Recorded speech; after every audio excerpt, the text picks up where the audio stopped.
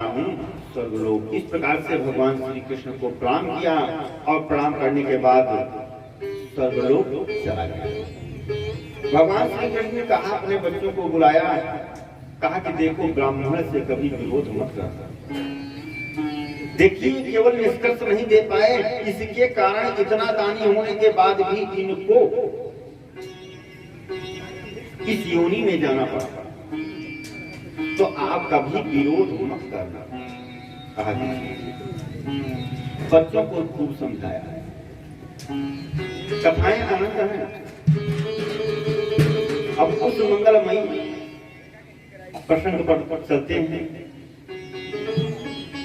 कि धर्मराज युधिष्ठिर ने राजसूय यज्ञ किया।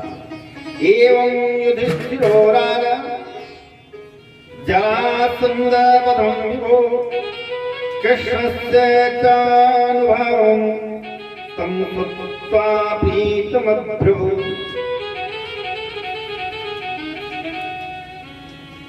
राजसूय यज्ञ किया। राजसूय यज्ञ में यह हुआ कि ऐसा है कि कौन यज्ञ को कराएगा। जब ये निश्चित हो गया तो यह हुआ कि अग्र पूजा किसकी हो।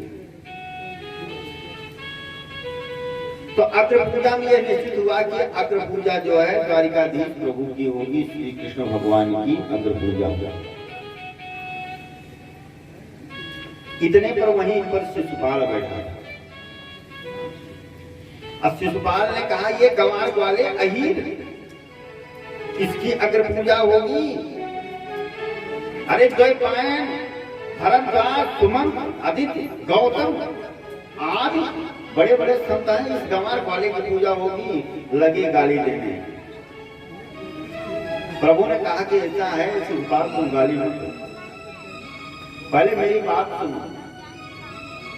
तुम्हारी 99 गाली तक हमें स्वीकार है, क्योंकि शिशुपाल जो था वो कृष्ण भगवान के बुआ का बेटा था। शिशुपाल का जब जन्म हुआ तो उसकी 3 आंखें थी और 4 भुजाएं थी,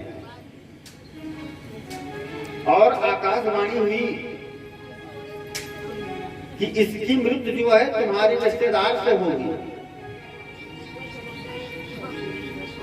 जब हुआ कि किस रिश्तेदार से होगी, कहा उसी रिश्तेदार से होगी कि जिसकी गोदी में तुम दे दोगी और इसकी 2 भुजा और 1 आंख गायब हो जाएगी, उसी से इसकी मृत्यु होगी। अब तो शिशुपाल की माता सबके जितने रिश्तेदार हैं सबकी गोदी में दे, अब सबकी गोदी में दे। अचानक द्वारिकाधीश प्रभु भगवान श्री कृष्ण आ गए, उनकी गोदी में जैसे दिया 2 भुजा 1 आंख गायब हो गई। और जैसे 2 भुजा और 1 आंख गायब हुई, द्वारिकाधीश प्रभु की बुआ जी रोने लगी। कहा, भैया कृष्ण, कहा क्या? कहा, एक निवेदन है। कहा क्या? कहा, इसकी मृत्यु तुमसे होगी, आकाशवाणी ने कहा। तुम वचन दो कि ऐसा है कि मैं इनको नहीं मारूंगा। प्रभु हमारे द्वारिकाधीश भगवान श्री कृष्णचंद्र ने कहा, ये वचन मैं नहीं दे सकता। अरे जब ये हमारे ऊपर अत्याचार करेंगे तो क्या हम इनकी पूजा करेंगे? या हमको मारेंगे तो मैं नहीं मारूंगा। बुआ ने कहा कि ऐसा है, तुम्हारा भाई है, मत मारो। कहा, नहीं, इनकी मैं 99 गलती जो है क्षमा कर दूंगा, लेकिन जैसे 100 गलती होगी वैसे फिर मार दूंगा। कहा, हाँ ये बात तो है, ठीक है, ये आपसे कोई गलती नहीं करेंगे। और वही शिशुपाल आज गाली देने लगा तो भगवान श्री कृष्ण द्वारिकाधीश ने कहा, ऐ शिशुपाल रुक जाओ, 99 गलती माफ है तुम्हारी, लेकिन शिशुपाल कहाँ मानेगा जब मृत्यु आ गई है? खोपड़ी जब सनक गई है। आजकल लोग कहते हैं कि टेंशन हो गया। टेंशन इंग्लिश तो ज्यादा नहीं जानते हैं, लेकिन टेंशन का अर्थ क्या होता है इसको जानते हैं। एक सूर्य की जब गर्मी होती है तो लगता है कि भाई बहुत गर्मी हो गई है। 10 मीन्स 10, असन माने सूर्य। जब 10 सूर्य की गर्मी हो गई है सर में, तो कहाँ बर्दाश्त होगी, उसी को कहते हैं टेंशन। जब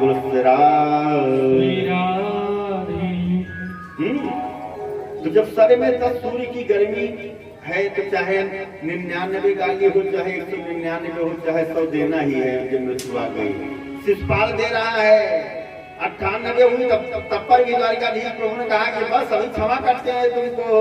कहा नहीं, 99 101 हुई, और 101 जैसे हुई उसे प्रभु ने अपना सुदर्शन चक्र उठाया और उनका सर काट दिया।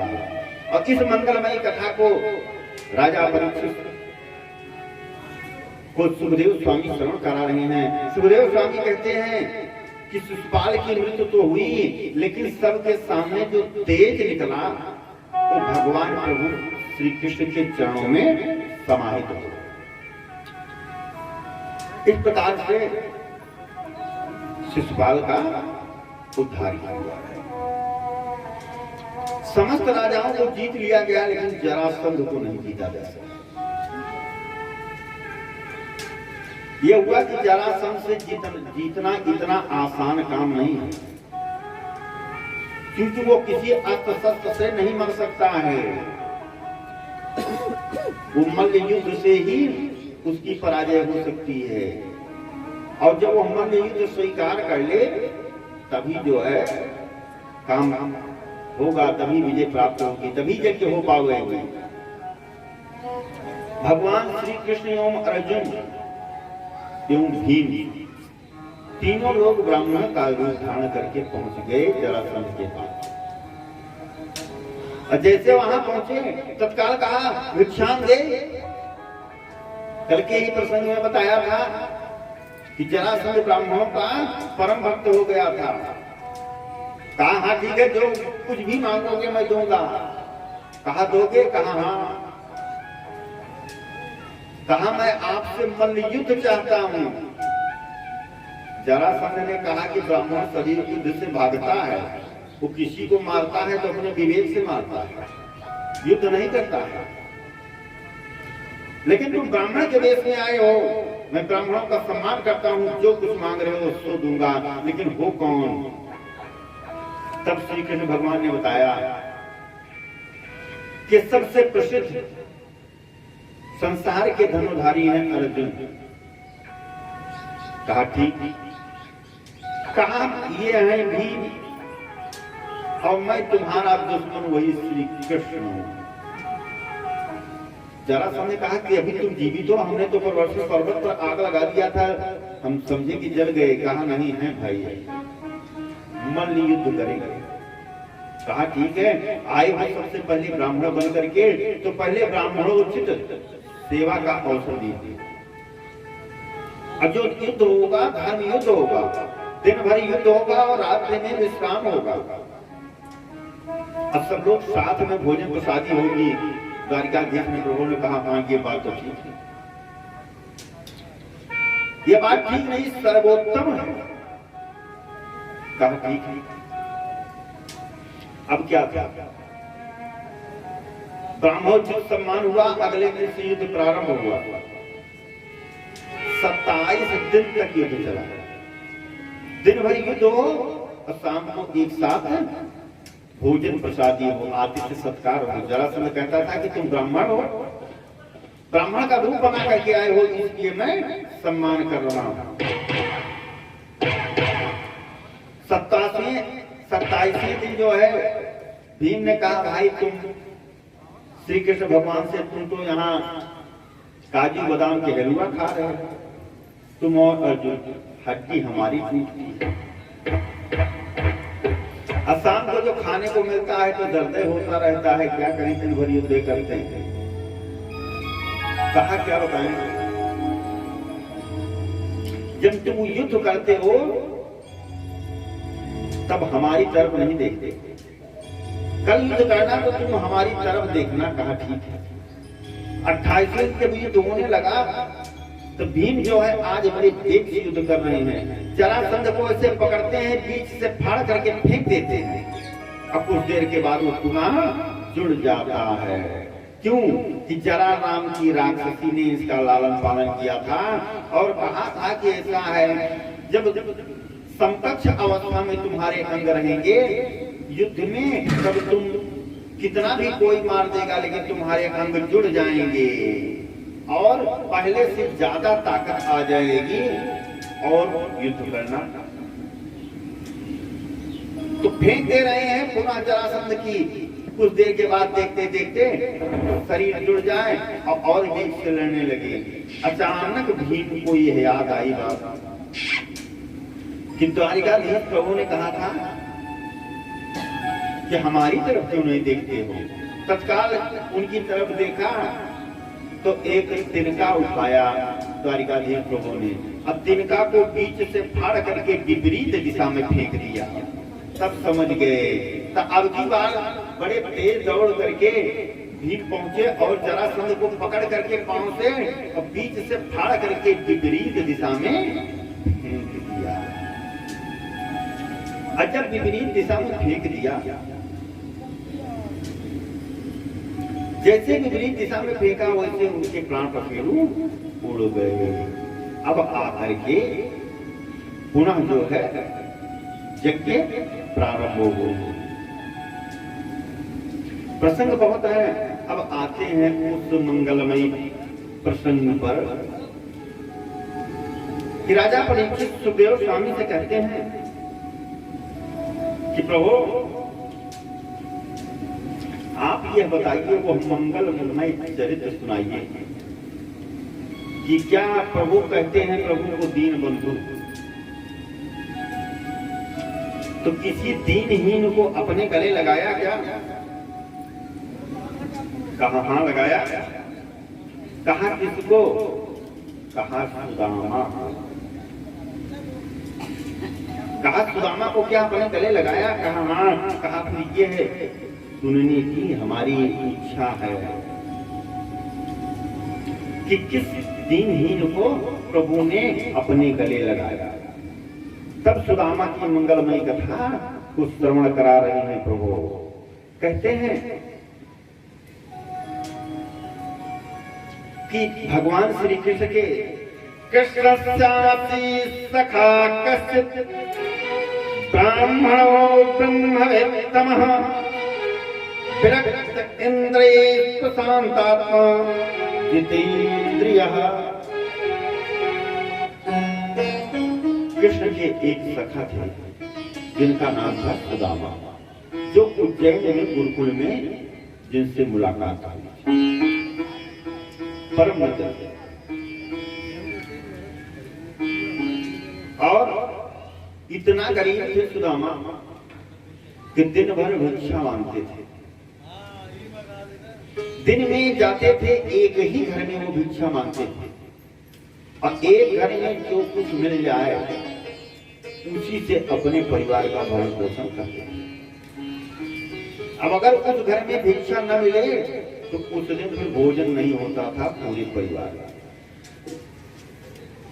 और उनकी पत्नी को कह रहे हैं, सुखदेव स्वामी राजा परीक्षित को बता रहे हैं, पतिव्रता पतिव्राह म्लायता पदनेन च दरिद्रासीदमाना सा दीपमानाभिगम्य च। सुदामा जी भिक्षा करते थे लेकिन उनको गरीब नहीं कहा। गरीब को किसको कहा? उनकी पत्नी सुशीला, उनको दरिद्रा कहा, क्योंकि वास्तव दरिद्र वही है जिसकी इच्छाएं जो है कभी पूर्ण नहीं होती, वही दरिद्र। लेकिन सुदामा जी जो है बड़े स्वाभिमानी ब्राह्मण थे। सुदामा जी का यह स्वभाव था कि अगर भिक्षा एक दिन एक घर में नहीं पाए दूसरे घर में नहीं जाएंगे। और इतनी गरीबी झेल रहे हैं, इतनी गरीबी झेल रहे हैं। अचानक कृष्ण भगवान सोच रहे हैं देख करके, क्योंकि परमात्मा तो कहते हैं कि परमात्मा के लिए अगर एक कदम हम चलते हैं तो परमात्मा जो है 60 कदम चलता है। भगवान श्री कृष्ण के परम भक्त थे। सुदामा भगवान श्री कृष्ण के परम भक्त थे। श्री कृष्ण भगवान ने सोचा कि क्या बताएं, अभी जो है ये हमारा जो सखा है ये हर जगह मांगने के लिए जाता है, लेकिन हमारे पास कभी नहीं आया मांगने के लिए। अगर ये हमारे पास मांगने के लिए चला आता तो मैं इसको सब कुछ दे देता। नहीं आएगा ये सुदामा। एक दिन श्री कृष्ण भगवान ने स्वयं भिखारी का रूप धारण किया और भिखारी का रूप धारण करके सुदामा की कुटिया पर आ गए भिक्षा मांगने के लिए। कहा भिक्षाम दे। सुदामा की धर्मपत्नी निकली, देख रही है कि ब्राह्मण कोई भिक्षा मांगने के लिए आया है। सुदामा की पत्नी जो है कहा कि महाराज मैं भिक्षा नहीं दे सकती। कहा क्यों? कहा सूतक है हमारे में। भगवान श्री कृष्ण द्वारिकाधीश जो आज भिखारी रूप में है, कहा सूतक है? कहा हाँ। कहा बिटिया का जन्म हुआ है कि पुत्र का जन्म हुआ है कि जन्ना शौच है कि मरना शौच है? कहा ऐसा है बिटिया हुई है। कहा बिटिया हुई है? कहा हाँ। कहा कि कब हुई? कहा कि जब से मैं आई तभी से हुई।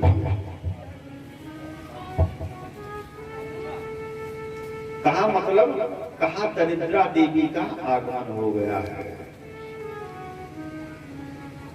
कहा दरिद्रा देवी का आगमन हो गया है? कहा हाँ। कहा कहने का आशय देवी नहीं समझ पाए। कहा ऐसा है कि आशय क्या बताएं? समस्या यह है कि जब से मैं यहाँ आई हमारे पति देव भिक्षाटन करते हैं, केवल एक ही घर में भिक्षा मांगते हैं और एक घर में जब भिक्षा मांगते हैं नहीं मिलता है तो दूसरी जगह नहीं जाते हैं। और आप आए हैं ब्राह्मण देव, मैं आपसे सत्य कह रही हूँ कि भिक्षा के नाम पर हमारे घर में एक दाना भी नहीं है कि मैं आपको क्या दूं। कृष्ण भगवान ने कहा कि अरे वो सुदामा की कुटिया है ना? कहा हाँ। कहा इनके मित्र तो द्वारिकाधीश हैं, उनके पास अगर चले जाएं तो सब कुछ मिल जाएगा। सुशीला ने कहा द्वारिकाधीश उनके मित्र हैं? कहा हाँ। कहा उन्हीं के पास भेजो। भगवान आज भक्त के पास स्वयं भिखारी बन करके आ रहे हैं कि नहीं जा रहा है, उसके बाद बुला रहे हैं। कहा कि ठीक है। इस प्रकार से कृष्ण भगवान जो है भिखारी के रूप में आए थे, सुशीला को उपदेश दे करके चले गए। अब सुदामा जो है आ गया। और जैसे सुदामा आए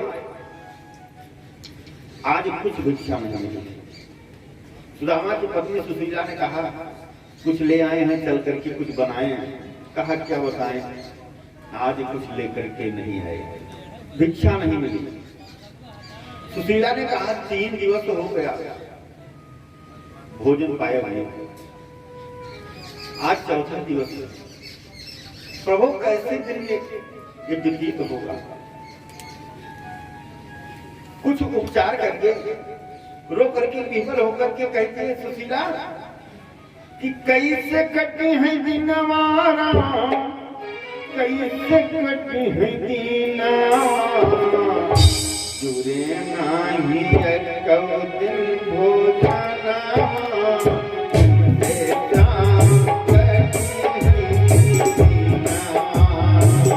जुरे नाही कौ दिन भोजना शाम बैठी है दीनवा। कैसे कटे है दिनवा शाम, कैसे कटे है दिनवा शाम, कैसे कटे है दीनवा।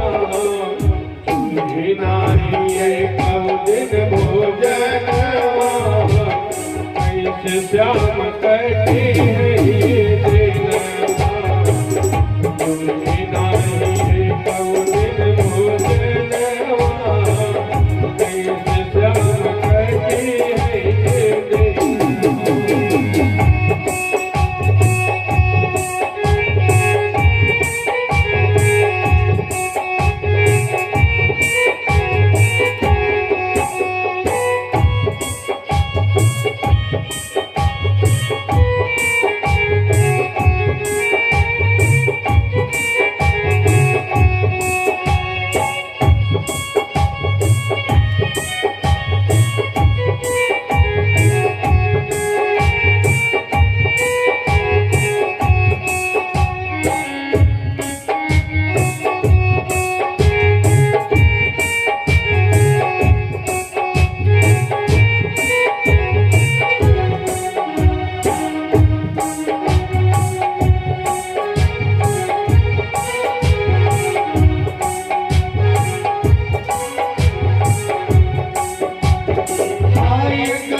गरीबी ब्राह्मण के घर दिहलो पाँव पसारे।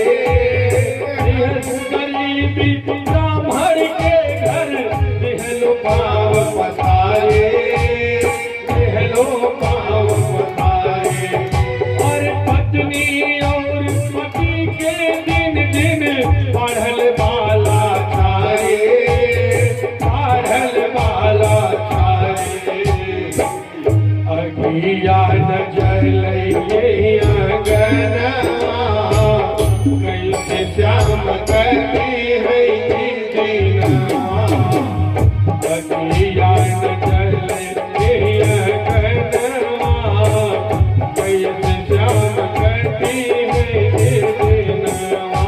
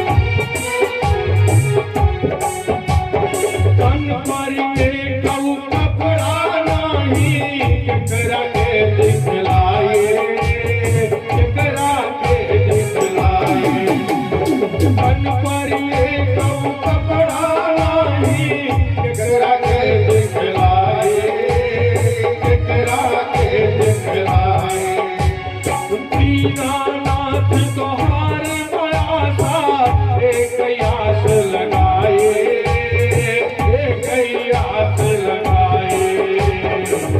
दिन रात करबई बस भजनवा, कैसे श्याम करती है दीनवा। दिन रात करबई बस भजनवा, कैसे श्याम करती है दीनवा। कैसे कटी है दीनवा श्याम, कैसे कटी है दीनवा श्याम, कैसे कटी है दीनवा। पूरी नाही कहो दिन भोजनवा, कैसे श्याम करती है दीनवा। पूरी नाही कहो दिन भोजनवा, कैसे श्याम करती है। बोली वृंदावन बिहारी लाल की जय। इस प्रकार से सुशीला कह रही है। आज इसी बीच में कथा व्यास सुशीलानंद जी महाराज का आगमन हुआ। हम बहुत साधुवाद देते हैं व्यास जी से कि ऐसे संत महात्माओं का आगमन होता रहे, और साथ में रंजन जी भी हैं। क्योंकि जब कथा व्यास कथा श्रवण करने के लिए जाएंगे, आज का जो धर्म लुप्त प्राय हो रहा है, केवल जो धर्म के महारथी हैं वही गलत है, इसीलिए धर्म का लुप्त प्राय हो रहा है। ऐसे कथा व्यासों का हम सदैव सम्मान करते हैं। अब सुशीला ने जब इस प्रकार से कहा तो सुदामा जी ने कहा कि ऐसा है कि हम जो है क्या करें। ब्राह्मण संत, ब्राह्मण का काम केवल है भिक्षाटन, भिक्षा मांगते हैं। मेरा काम है केवल एक ही घर में भिक्षा मांगूंगा, और प्रभु को अगर मंजूर नहीं है तो ठीक है, भूखों मार डालें जैसी इच्छा। सुशीला ने कहा कि एक निवेदन है मेरा। कहा क्या आपके मित्र द्वारिकाधीश प्रभु हैं क्या? कहा हाँ, मित्र की एकदम खास है, साथ पढ़ते थे। कहा उनके यहाँ चले जाओ, कुछ मांग लो। कहा क्यों मांग लो भाई, हम उससे कम है क्या? हम मांगेंगे नहीं। सुशीला समझ गई कि इस तरह से नहीं जाएंगे, ये प्रसंग को बदलना चाहिए। प्रसंग को बदल दिया। कहा हमारे कहने का आशय ये नहीं है कि मांग आप जाइए मांगने के लिए। कहा हमारे कहने का आशय यह है कि आप जब मित्र हैं, सखा हैं, तो कभी कभी मित्र से मिलने के लिए जाना चाहिए। कहा क्या बताएं, अब कहाँ है उसका कोई एड्रेस ठिकाना नहीं है। कहा महाराज मैं जानती हूँ एड्रेस कहाँ है। कहा एक महात्मा आए थे, उन्होंने बताया कि इस समय पर द्वारिकाधीश हैं, द्वारिकापुरी के महाराजा विराज। कहा ठीक है, कह रही हो तो चले जाएंगे, लेकिन क्या करेंगे, कैसे जाएं, मजबूरी है हमारे सामने। मित्र के यहाँ जाना चाहिए, गुरु के यहाँ जाना चाहिए, तो कभी खाली हाथ नहीं जाना चाहिए। अब हमारे पास कुछ नहीं है, कुछ भेंट तो लेकर के जाना चाहिए। कहा हाँ ये बात तो है। कहा हमारे घर में कुछ नहीं है। सुशीला ने कहा कि अभी तक तुम जाते थे मांगने के लिए, आज मैं पड़ोसी के यहाँ मांगने के लिए जा रही हूँ, और जो मिल जाएगा वही भेंट जो है लेकर के जाना। कहा सुशीला पड़ोसन के यहाँ चली गई। या चित्वा चतुर्मुष्टि विप्रान् पृथक् तण्डुलान् शैलखण्डेन तान् बद्ध्वा भयता श्रीप्रादात् उत्तमान्। 4 घर में जाकर के भिक्षा मांगा। अब भिक्षा में क्या मिला? पृथक तण्डुलान्, जो चावल थे ना वो पृथक टूटे हुए यानी गिनती मिली, और ले करके कोटरी में बांध करके और सुशीला ने आज दे दिया सुदामा जी। अब सुदामा जी को जैसे दिया, सुदामा जी चल दिए। अब भगवान श्री कृष्ण द्वारिकाधीश वहीं से देख रहे हैं कि मेरा भक्त आ रहा है, और ये समझ रहे हैं कि मेरा भक्त तो आ रहा है, लेकिन ये आ नहीं पाएगा क्योंकि बहुत तो ये दिक्कत में है, इसलिए ये पहुंच नहीं पाएगा। योग माया को बुलाया, योग माया को कहा कि ऐसा करो ना कि सबसे पहले सुदामा जी को सुला दो। चलते चलते अचानक सुदामा जी को थकावट सी महसूस हुई और एक वृक्ष की जड़ पर बैठ गए और सो गए। और जैसे सोए, सोने के बाद जो है, जैसे सोए, सोने के बाद योग माया आ गई, और योग माया जो है,